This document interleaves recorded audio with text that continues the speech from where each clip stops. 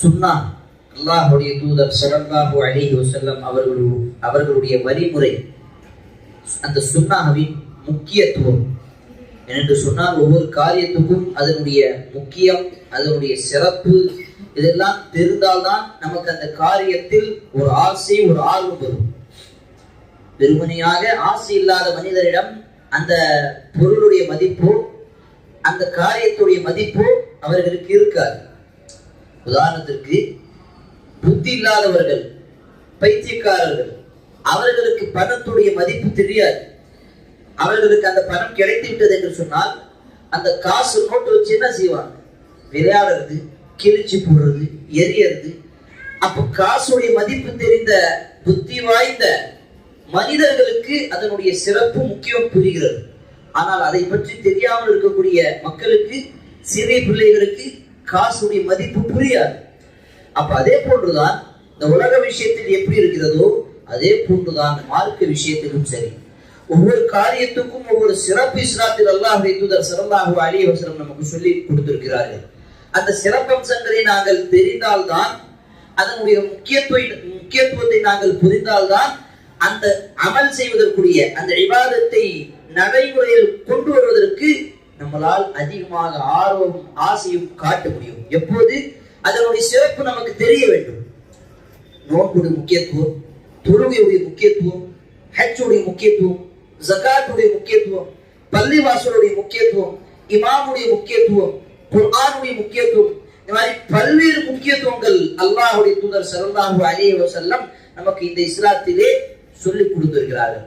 அப்ப அதிலே மிகவும் மேலானது, சிறந்தது, அது இல்லை என்று சொன்னால் சொர்க்கத்தில் நுழைய முடியாது. அந்த அளவுக்கு முக்கியம் வாய்ந்த, முக்கியமான ஒரு சிறப்பான ஒரு அமல் தான் சுன்னத்துர் ரசூல். அல்லாஹ்வுடைய தூதர் ஸல்லல்லாஹு அலைஹி வஸல்லம் அவர்களுடைய சுன்னா, வழிமுறை. சுன்னா என்று சொன்னால் என்ன? ஒரு வழிமுறை. அப்ப சுன்னத்துன் நபி, ரசூலுல்லாஹ்வுடைய அந்த நபியுடைய வழிமுறையை, அந்த முக்கியத்துவத்தை நாங்கள் புரிந்தால்தான் நம்மளுடைய வாழ்க்கையில் அதை கடைபிடிப்பதற்கு நமக்கு ஆர்வம், ஆசையும் அதிகமாகும்.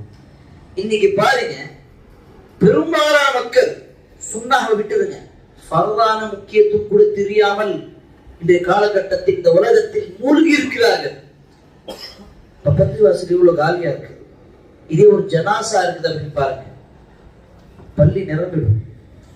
இதே ஃபர்தான தொழுகை இல்லாம பெருநாள் தொழுகையாக இருக்கும், பள்ளிக்கு இடம் இல்லாமல் திடலுக்கு போய் ஒரு மைதானத்தில் தோன்றக்கூடிய ஒரு சூழலை நாங்கள் பார்த்து கொண்டிருக்கிறோம். என்ன காரணம்? அவர்களுக்கு இதை விட அது சிறந்ததாக இருக்கிறது. அப்ப ஃபர்தான தொழுகைக்காக வர முடியாத முஸ்லிம்கள் எப்படி சுன்னாவை கடைபிடிக்க முடியும்? அந்த மாதிரி சூழ்நிலை, அந்த காலகட்டத்தில் தான் நாங்கள் வாழ்ந்து கொண்டிருக்கிறோம். அருமைக்குரிய சகோதரிகளே, பெரியவர்களே, அப்ப ஃபர்தான தொழுகைக்கும் ஃபர்தான சில முக்கியமான கடமையான விஷயங்களை ஒரு முஸ்லிம் செய்யவில்லை என்று சொன்னால் சுன்னாவுக்கு அவனுக்கு மதிப்பும் மரியாதையும் அந்த கண்ணியமும் அந்த ஆசையும் அவனுக்கு வராது. அப்ப முதலில் நாங்கள் ஃபர்தான கடமையானதை நாங்கள் செய்ய வேண்டும். அதற்கு பிறகுதான் சுன்னா, அதற்கு பிறகுதான் அந்த ரசூலுல்லாஹி ஸல்லல்லாஹு அலைஹி வஸல்லம் அவர்களுடைய ஏராளமான சுன்னாக்கள், வழிமுறைகள் இருக்கிறது. ரசூலுல்லாஹ் சொன்னதாக, ரசூலுல்லாஹ் செய்ததாக, ரசூலுல்லாஹ் அங்கீகரித்ததாக, இந்த மாதிரி 3 விஷயங்கள் தான் மார்க்கறிஞர்கள் ஹதீஸின் மூலமாக சுன்னத்துன் நபி என்று சொல்கிறார்கள். ரசூலுல்லாஹ்வுடைய வழிமுறை. முதலாவது இதனுடைய முக்கியத்துவத்தை பார்ப்பதற்கு அல்லாஹ் சுப்ஹானஹு வ தஆலா இதனுடைய முக்கியத்துவத்தை குர்ஆனிலே பதிவு செய்யும் போது எப்படி பதிவு செய்கின்றார் என்று தெரியுமா? சூரத்துல் பக்ரா, சூரத்துல் ஆலி இம்ரான், சூரத்துல் ஜுமா, இந்த மாதிரி பல்வேறு அத்தியாயங்களில் அல்லாஹ் சொல்லக்கூடிய வார்த்தை வயுஅல்லிமுஹுல் கிதாப வல் ஹிக்ம. உங்களுக்கு இந்த கிதாப் குர்ஆனையும் கற்றுக் கொடுத்தோம். அந்த தூதர் அந்த மக்களுக்கு இந்த குர்ஆனையும் எடுத்து வைக்கிறார், கற்றுக் கொடுக்கிறார். வல் ஹிக்மத, ஞானத்தையும். மார்க்கறிஞர்கள், முஃபஸ்ஸிரீன்கள், முஹத்திஸீன்கள், எல்லா மார்க்கறிஞர்களும் அல் ஹிக்மா என்ற வார்த்தைக்கு பொருள் சுன்னத்துன் நபி, அல் ஹதீஸ். அப்ப குர்ஆன் ஹதீஸை பின்பற்றினால்தான், அல்லாஹ்வுடைய தூதர் சொன்ன வார்த்தை, அல்லாஹ்வுடைய வார்த்தை, இந்த இரண்டையும் பின்பற்றினால்தான் அவனுக்கு இந்த உலகத்தில் வெற்றி கிடைக்கும். அதனால்தான் ஒவ்வொரு குத்பாவிலும் அல்லாஹ்வுடைய தூதர் இதை சொல்லுவார்கள். மையுத்திஇர் ரசூல் ஃபக்கத் அத்தா அல்லாஹ். எவர் ரசூலுல்லாஹ்வை பின்பற்றுகிறாரோ அவர்தான் மகத்தான வெற்றி அடைவார். ஆனால் இன்னைக்கு பிரச்சனை என்ன தெரியுமா? ஃபரதான தொழுகை கூட வர முடியாத சூழ்நிலைகள். சுன்னாவுடைய முக்கியத்துவம் பேசுவதற்கு எந்த நேரத்தில் பேசலாம் தெரியுமா? இந்த ஒரு விஷயத்தை ஃபரதான எல்லா கடமையான விஷயங்களை நிறைவேற்றக்கூடிய ஒரு முஸ்லிம்களாக இருந்து சில சுன்னாக்களை செய்யாமல் இருப்போம்.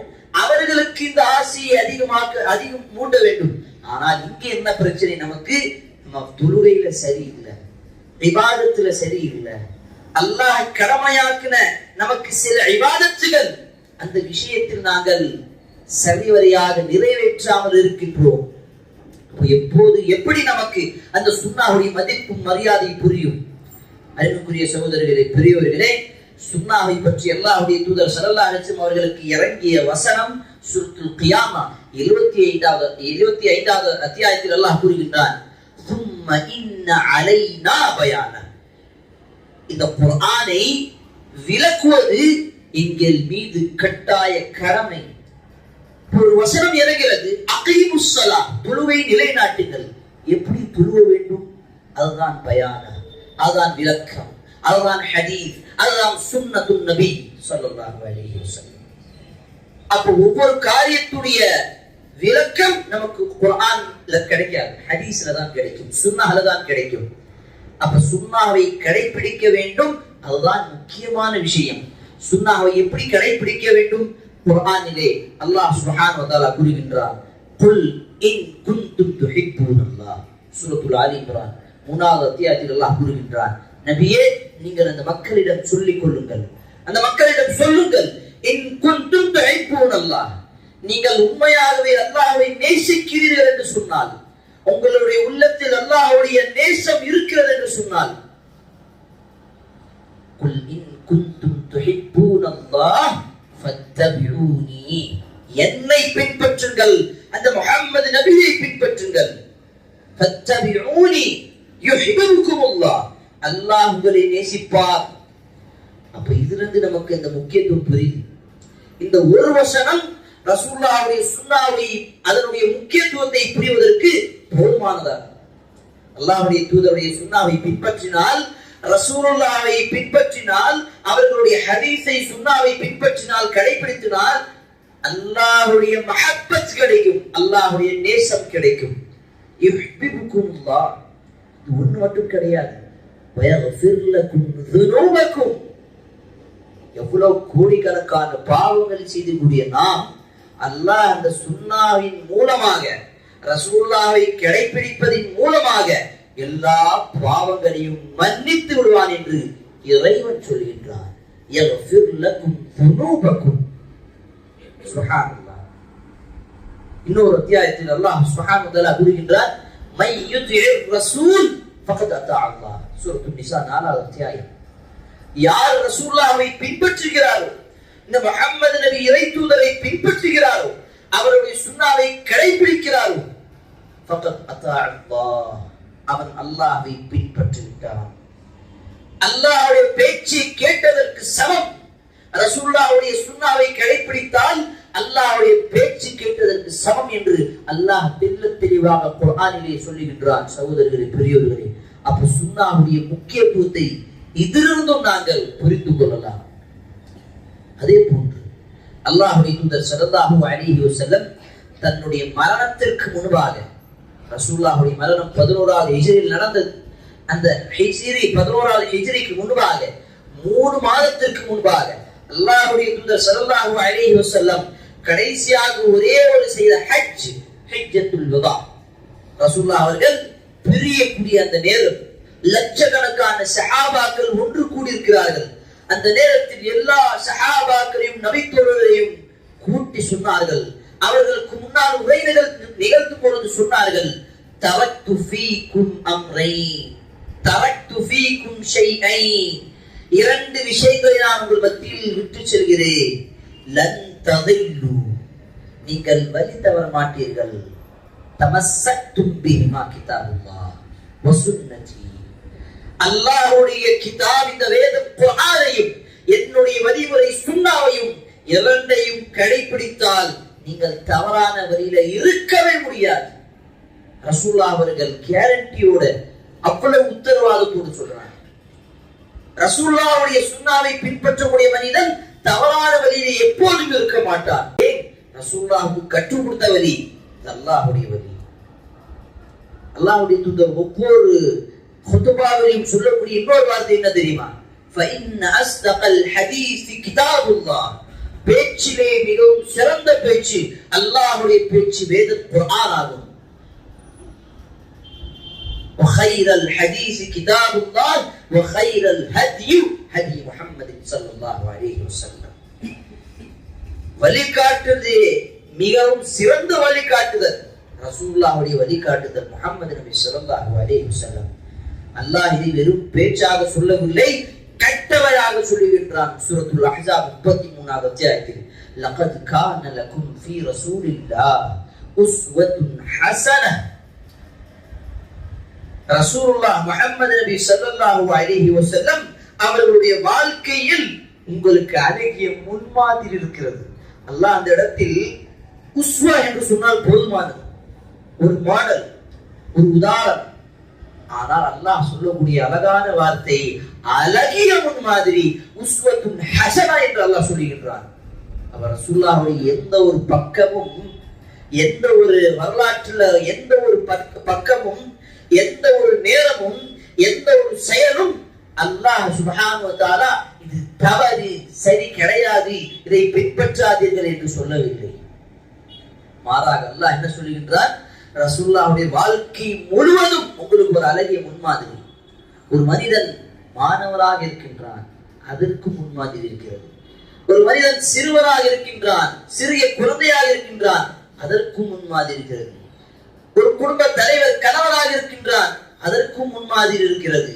ஒரு ஆசிரியராக இருக்கின்றான், அதற்கும் முன்மாதிரி இருக்கிறது. ஒரு தலைவராக இருக்கின்றான், அதற்கும் முன்மாதிரி இருக்கிறது. ஒரு சமூக தலைவராக இருக்கின்றான், அதற்கும் முன்மாதிரி இருக்கிறது. ஒரு சமூகத்தில் சாதாரண மனிதனாக இருக்கின்றான், அதற்கும் முன்மாதிரி இருக்கிறது.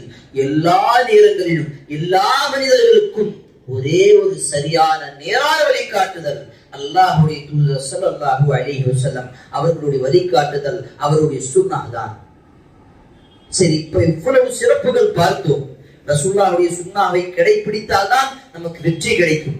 ரசூலுல்லாஹ்வுடைய சுன்னாவை கடைபிடித்தால் தான் அல்லாஹ்வுடைய தேசம் கிடைக்கும். ரசூலுல்லாஹ்வுடைய சுன்னாவை கடைபிடித்தால் தான் அல்லாஹ் நம்முடைய பாவத்தை மன்னிப்பான். ரசூலுல்லாஹ்வுடைய சுன்னாவை கடைபிடித்தால் தான் நாம் அல்லாஹ்வுடைய பேச்சை கேட்பதற்கு சமம்.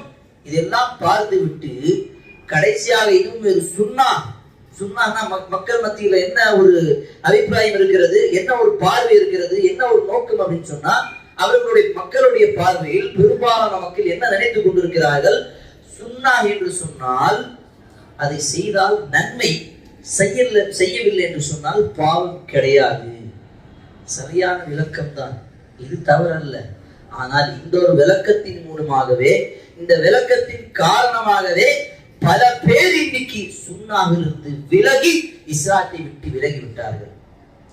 ஒரே ஒரு சுன்னா இஸ்லாத்தில் அவ்வளவு ஆழமாக உங்களுடைய ஈமானை பலப்படுத்தக்கூடிய காரணமாக அமையும்.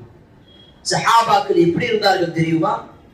சின்ன சின்ன சுன்னாக்கள், ரசூலுல்லாஹ்வுடைய சிறிய சிறிய சுன்னாக்கள், வழிமுறைகள்.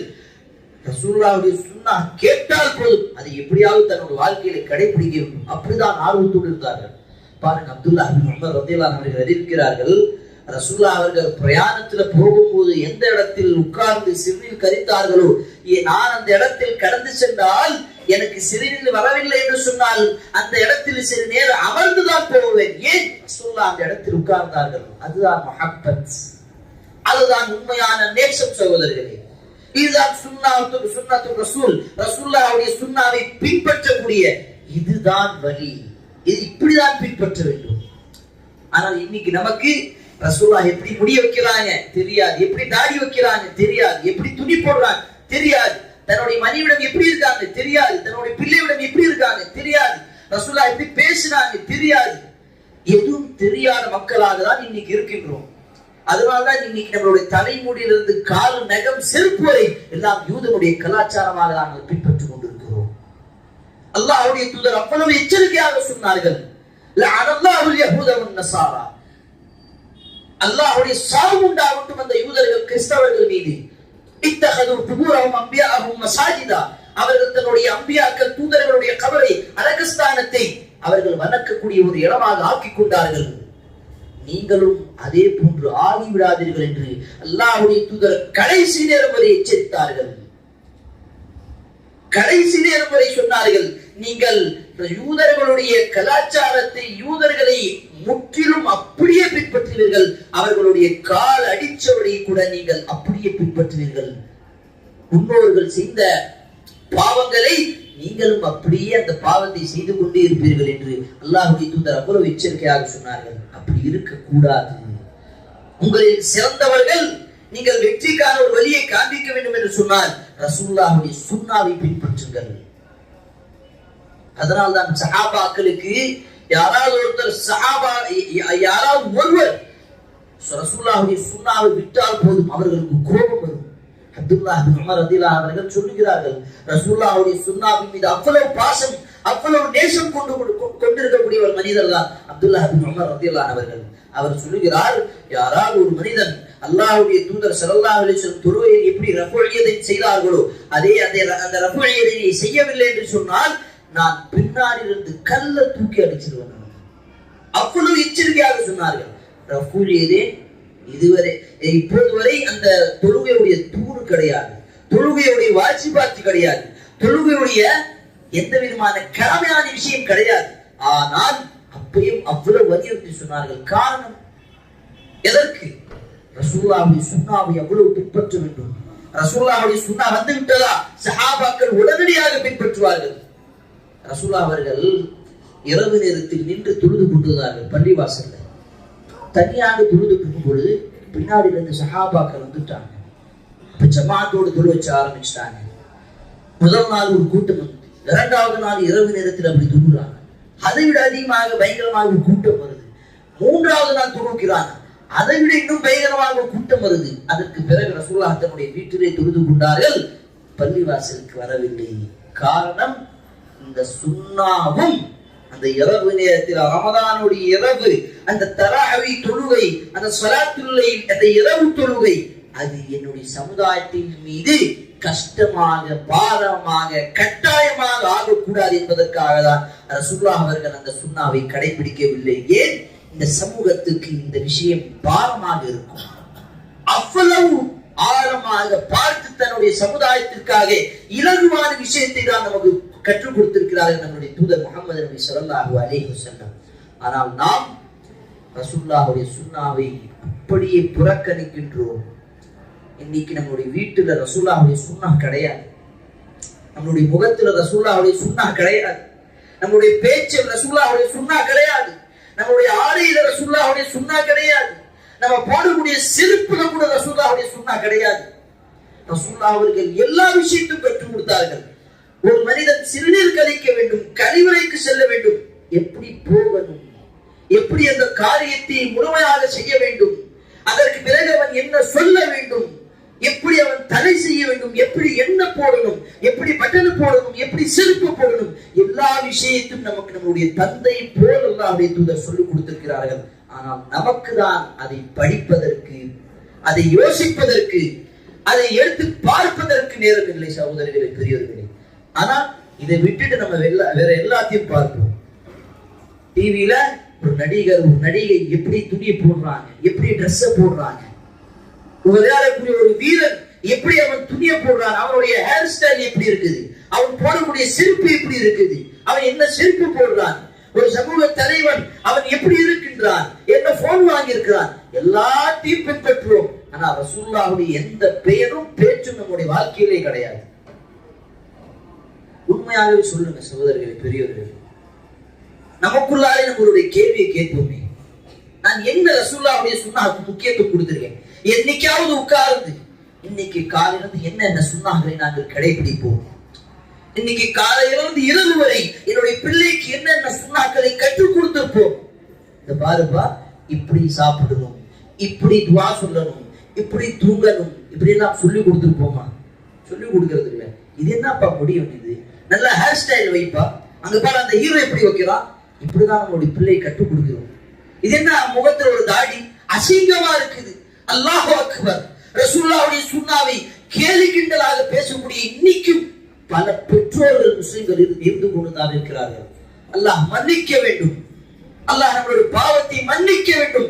இன்னைக்கும் முஸ்லிமான ஆண்கள், பெண்கள், பெற்றோர்கள் ரசூலுல்லாஹ்வுடைய சுன்னாவை வெறுக்கக்கூடியவர்களாக தான் இருக்கிறார்கள். நமக்கு ஒரு கோபம் வரும். என்ன தெரியுமா கோபம்? மீலாது நபியில அல்லது ரசூலுல்லாஹ்வுடைய யாராவது விமர்சிச்சால், அவங்களுடைய ஒரு உருவப்படத்தை வரைஞ்சால் நம்ம எல்லாம் ரோடுல போராட்டம் செய்யறோம். ஆனால் என்னைக்காவது சிறிது நேரம் யோசிச்சு பார்த்தால் தினதோறும் நான் ரசூலுல்லாஹ்வுடைய சுன்னாவுக்கு எவ்வளவு அசிங்கத்தையும் எவ்வளவு கேலி கிண்டலையும் செய்து கொண்டிருக்கிறேன். ரசூலுல்லாஹ் சொன்னாங்க, தாடி வைக்கிறேன் எனக்கு பிடிக்காது, அந்த சஹாபைய பார்க்கவில்லை. ஆனா இன்னைக்கு பல பேர் தைரியமாக ரசூலுல்லாஹ்வுடைய சுன்னாவை வெட்டி கொண்டு இந்த உலகத்தில் வாழ்ந்து கொண்டிருக்கிறார். பேண்ட் கரண்ட காலுக்கு கீழே இருக்கும், எந்த கவலையும் கிடையாது. நம்மளுடைய வீட்டிலும் பைக்கிலும் போனிலும் பாட்டு ஓடிக்கொண்டே இருக்கும். குர்ஆனும் ஹதீஸும் அக்கம் பக்கத்துல கிடையாது. இப்படி வாழக்கூடிய நாம் எப்படி அல்லாஹ்வுடைய உதவி வரும்? சகோதரர்களே, அல்லாஹ்வுடைய தூதர் ஸல்லல்லாஹு அலைஹி வஸல்லம் சொன்னார்கள், யூஷகுல் உமம் அன் துதாஅ, ஒரு காலம் வரும், அந்த காலகட்டத்தில் முஸ்லிம்களுக்கு மிகப்பெரிய தாக்குதல் ஒரு சிறிய கூட்டம் கொடுப்பார்கள். மற்ற கூட்டம், அந்த கூட்டம் முஸ்லிம்களுக்கு அதிகமான தாக்குதலை ஏற்படுத்துவார்கள். எப்படி தெரியுமா? அல்லாஹ்வுடைய தூதர் உதாரணமாக சொன்னார்கள், ஒரு பசி பட்டினியோடு இருக்கக்கூடிய ஒரு நாய் தன்னுடைய தட்டில எப்படி பாய்கிறதோ அதே போன்றுதான் அன்னைக்கு வாழக்கூடிய அந்த முஸ்லிம் சமூகத்துக்கு அவ்வளவு தாக்குதலை அந்த மக்கள் ஏற்படுத்துவார்கள். அந்த சஹாபாக்கள் கேட்டார்கள், யா ரசூலல்லாஹ், பல் அன்தும் நஹ்னு கலீலுன், நாங்கள் குறைவாக இருப்போமா? அல்லாஹ்வுடைய தூதர் சொன்னார்கள், லா பல் அன்தும் கஸீர், நீங்க எண்ணிக்கையில குறைவா இருக்க மாட்டீங்க, நீங்க தான் எண்ணிக்கையை அவர்களை விட மிகவும் அதிகமாக இருப்பீர்கள். ஆனால் உங்களுடைய உள்ளத்தில் வஹன் என்ற நோய் வந்துவிடும். சஹாபாக்கள் கேட்டார்கள், வமல் வஹன் யா ரசூலல்லாஹ், வஹன் என்றால் என்ன யா ரசூலல்லாஹ்? அல்லாஹ்வுடைய தூதர் சொன்னார்கள், ஹுப்புத் துன்யா வ கராஹியத்துல் மௌத், இந்த உலகத்துடைய பாசம், அன்பு, இந்த உலகத்துடைய அவ்வளவு பிரியம், வ கராஹியத்துல் மௌத், மௌத்தை விட்டு விரண்டு ஓடக்கூடிய, மௌத்தை வெறுக்கக்கூடிய மக்களாக முஸ்லிமாக இருப்பார்கள். இன்னைக்கு நம்ம அப்படிதான் இருக்கிறோம். தனியா யோசிச்சு பாருங்க, என்னைக்காவது நான் மௌத்த பயப்படாம இருந்திருக்கிறேனா? தினதோறும் மௌத்துக்கு பயந்து கொண்டுதான் இன்றைக்கு முஸ்லிம்கள் வாழ்ந்து கொண்டிருக்கிறார்கள். தினதோறும் உலகத்துடைய ஆசையோடு தான் இன்னைக்கு வாழ்ந்து கொண்டிருக்கிறார்கள். ஆமாவா இல்லையா? வெளியே போய் பாருங்க சகோதரர்களே. ஜுமாவுடைய அதான் சொல்லப்பட்டது. குர்ஆனிலே அல்லாஹ் சொல்கின்றான், வதருல் பை, வியாபாரத்தை விட்டு விடுங்கள், அதற்கு பிறகு வியாபாரம் செய்தால் ஹராம். அந்த நேரத்தில் வியாபாரம் வரக்கூடிய காசு, பணம் எல்லாம் ஹராமானது. ஆனால் அதற்கு பிறகும் நாங்கள் அவ்வளவு இந்த உலகத்தில் மூழ்கி இருந்து அந்த காசு பணத்திற்காக ஜுமாவுடைய அலானையும் இகாமத்தையும் தொழுவையும் ஹுதுபாவையும் எல்லாமே விட்டு கொண்டு அந்த வீடுக்காக, வியாபாரத்துக்காக, கடைக்காக, இந்த உலகத்துடைய ஆசைக்காக ஓடிக்கொண்டிருக்கிறோம். ஆனால் இன்னைக்காவது ரசூலுல்லாஹ்வுடைய சுன்னா நம்மளுடைய நினைப்பிலே வராது. ரசூலுல்லாஹ்வுடைய சுன்னாவை கடைபிடிக்க வேண்டும், அந்த நியத்து நமக்கு வராது. இப்படி இருக்கக்கூடிய சகோதரர்களுக்கு ஒரே ஒரு செய்தி அல்லாஹ்வுடைய தூதர் ஸல்லல்லாஹு அலைஹி வஸல்லம் சொன்னார்கள், குல்லு உம்மதி யதுகுலூனல் ஜன்னஹ் இல்லா மன் அபா, என்னுடைய சமூகத்தில், என்னுடைய உம்மத்தில் இருக்கக்கூடிய அத்துணை பேரும் சொர்க்கத்தில் செல்வார்கள், ஆனால் எவர் அந்த சொர்க்கத்தை மறுக்கிறார்களோ அவர்களை தவிர. அல்லாஹ்வுடைய தூதரிடம் சஹாபாக்கள் கேட்டார்கள், வமன் யஅபா யா ரசூலல்லாஹ், சொர்க்கத்தை மறுக்கக்கூடியவர்கள் யாராக இருப்பார்கள்? இந்த உலகத்துல வாழக்கூடிய நோக்கம் அந்த சொர்க்கத்துக்காக தான். அந்த சொர்க்கமே வேண்டாம் என்று மறுக்கக்கூடிய மக்கள் யார்? அல்லாஹ்வுடைய தூதர் சொன்னார்கள், மன் அதாஅனி தஃலல் ஜன்னஹ், என்னை பின்பற்றக்கூடியவன் சொர்க்கத்துக்கு செல்லுவான். வமன் அஸானி தஹலன் நார், என்னை நிராகரிக்கக்கூடியவன், என்னுடைய சுன்னாவை புறக்கணிக்கக்கூடியவன் நாளை மறுமையிலே நரகத்தில் இருப்பான். அல்லாஹ் பாதுகாக்க வேண்டும். நம்முடைய வீட்டில உட்கார்ந்து கொண்டு ரசூலுல்லாஹுடைய சுன்னாவை தேடி தேடி படிக்க வேண்டும். ரசூலுல்லாஹ் எப்படி சிறிய பிள்ளைகளுக்கு சொன்னார்கள், யா குலாம் சம்மில்லா, சின்ன பிள்ளையே என்ன செய்ய, சம்மில்லா, அல்லாஹ்வுடைய பெயர் எடுத்து சாப்பிடு. குல் பியமீனிக், உன்னுடைய வலது கையோடு சாப்பிடு. குல் மிம்மா யலீக், உன்னுடைய பக்கத்தில் இருக்கக்கூடிய சாப்பாடு சாப்பிடு. என்னைக்காவது இந்த மாதிரி சின்ன சின்ன சுன்னாவை உபதேசம் செஞ்சிருப்பான் நம்முடைய பிள்ளைக்கு. நம்மளுடைய வீட்டுல உலகத்துக்காக நாங்கள் எவ்வளவு தயாரிப்பு செய்தாலும் ரசூலுல்லாஹுடைய சுன்னாவுக்காக நாங்கள் எப்போதும் தயாரிப்பு செய்வதில்லை. உதாரணத்திற்கு பாருங்க, ஒரு திருமணம் நடக்குது. அந்த திருமணத்துடைய முதல் தயாரிப்புகள் நம்ம என்ன செய்வோம்? யாரை கூப்பிடணும், எப்படி கூப்பிடணும், எங்க திருமணம், என்ன இன்விடேஷன், என்ன பத்திரிகை, யார்கிட்ட கொடுக்கணும், என்ன டிசைன், என்ன துணி வாங்கணும், எவ்வளவு செலவு, எவ்வளவு வரவு, அதுக்கப்புறம் எங்க இருப்பாங்க, என்ன வீடு, என்ன வாகனம், எல்லாம் யோசிக்கணும். ஆனா என்னைக்காவது குடும்பத்தோடு உட்கார்ந்து வாங்க திருமணமா கிதாப் நிக்காஹ் எடுத்து படிப்போம், ரசூலுல்லாஹுடைய சுன்னா என்ன இருக்கிறது பார்த்து படிப்போம். என்னைக்காவது இந்த ஒரு பாக்கியம், இந்த ஒரு நினைப்பு வந்துருக்குமா? ஏன்? நமக்கு தேவை இந்த உலகம், நமக்கு தேவை இந்த உலகத்துடைய காசு, பணம், பதவி எல்லாம். இந்த உலகத்துக்காக வாழக்கூடிய அந்த மக்களாக, இந்த உலகத்துடைய அடிமையாக நாங்கள் மாறிவிட்டோம். சகோதரர்களே, பெரியவர்களே, ரசூலுல்லாஹுடைய சுன்னாவை புறக்கணிக்கக்கூடியவன் ஒருபோதும் சொர்க்கத்துக்கு செல்ல மாட்டான், அவன் நரகத்துக்கு தான் செல்வார்கள் என்று அல்லாஹ்வுடைய தூதர் ஸல்லல்லாஹு அலைஹி வஸல்லம் அவ்வளவு கடுமையாக எச்சரித்தார்கள். ஆகிய சகோதரர்களே, பெரியவர்களே, தாய்மார்களே, நம்முடைய வீட்டில் இன்றிலிருந்து சிறிய சிறிய சுன்னாக்களை ஆரம்பிப்போம். செருப்பு போடுறதுக்கு முன்னாடி பிஸ்மில்லா, துணி போடுறதுக்கு முன்னாடி பிஸ்மில்லா, உது செய்யறதுக்கு முன்னாடி பிஸ்மில்லா, தண்ணி குடிப்பதற்கு முன்னாடி பிஸ்மில்லா, உணவு உண்பதற்கு முன்னாக பிஸ்மில்லா. இந்த மாதிரி ஒவ்வொரு விஷயத்தும் ரசூலுல்லாஹ்வை சுன்னாவை பேணி வாழ்ந்தால் கண்டிப்பாக வாழ்க்கையில் பரக்கத்தும் ரஹ்மத்தும் நியாமத்தும் வந்து கொண்டே இருக்கும். அல்லாஹ்வுடைய உதவி நம் இடத்தில் இருக்கும். நாளை மறுமையும் நாங்கள் வெற்றியுள்ள மனிதராக நாங்கள் மாறலாம். அதற்கு நாங்கள் என்ன செய்ய வேண்டும்? ரசூலுல்லாஹுடைய சுன்னாவை தேடி படித்து பார்த்து அதை கடைபிடிக்க வேண்டும். ரஹ்மான் அனைவருக்கும் அதற்கான வாக்கியத்தை தந்து அருள் புரிவானாக. ஆமீன்.